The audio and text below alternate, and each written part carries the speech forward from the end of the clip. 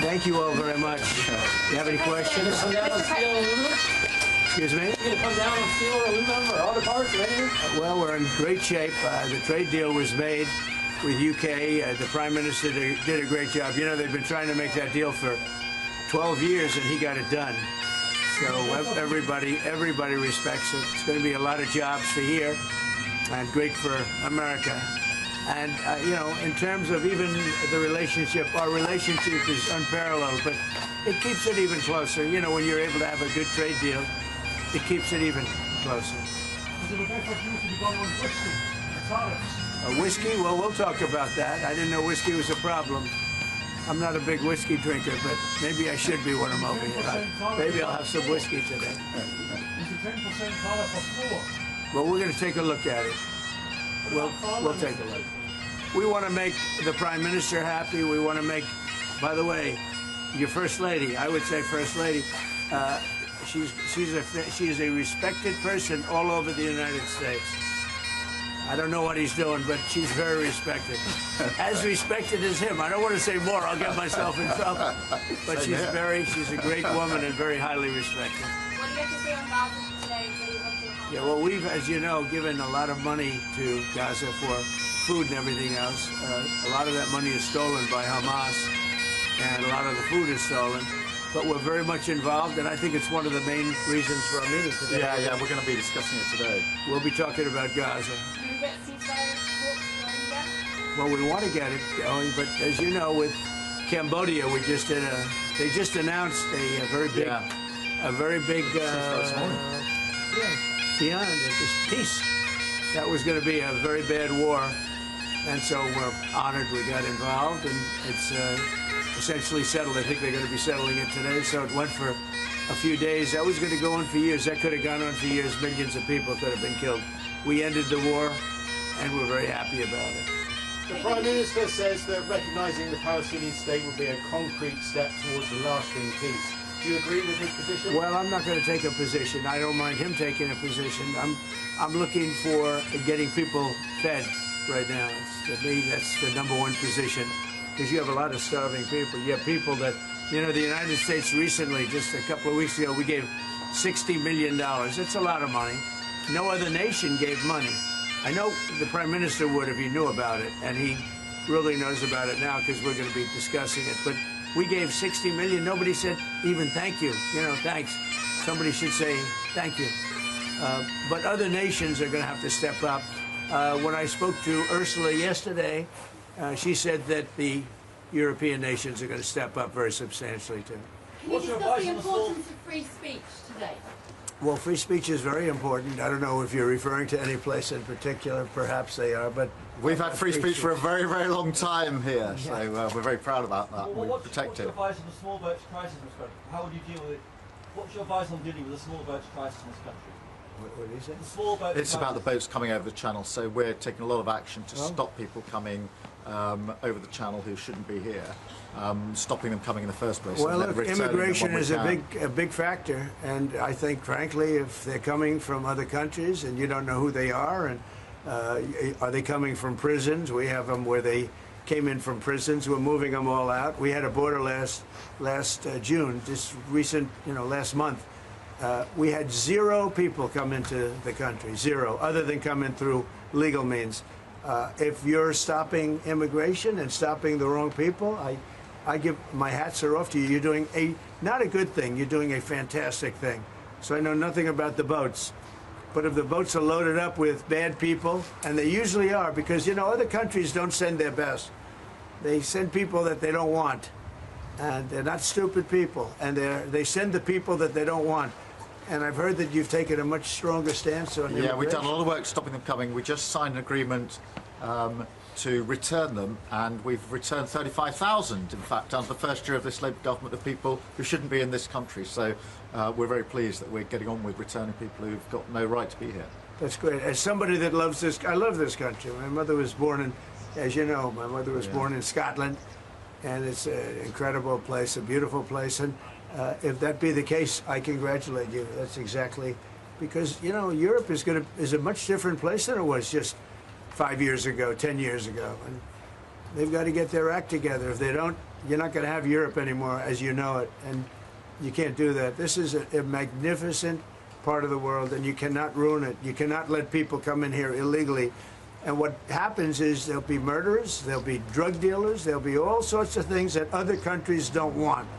And they send them to you, and they send them to us, and you've got to stop them. And I hear that you've taken a very strong stand on immigration, and taking a strong stand on immigration is imperative. Mr. President, Prime Minister Netanyahu said there's no starvation in Gaza. Do you agree with that assessment? I don't know. I mean, based on television, I would say not particularly, because those children look very hungry. But we're giving a lot of money and a lot of food, and other nations are now stepping up.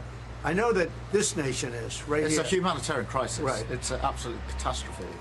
And nobody wants to see that. And I think people in Britain are revolted at seeing what they're seeing on their screens. So we've got to get to that ceasefire. And thank you, Mr. President, for leading on that, and also to just get more and more aid in. And again, America's done a lot on this. A lot of countries have done a lot. We're now working with Jordan on getting direct aid drops in, but this is a desperate situation. Mr. President, do you think Israel has done all it can do to avoid civilian casualties in Gaza? Well, I think nobody's done anything great over there. The whole place is a mess. It'll get straightened out, but it's a mess. They have to get food and meantime, food and safety right now.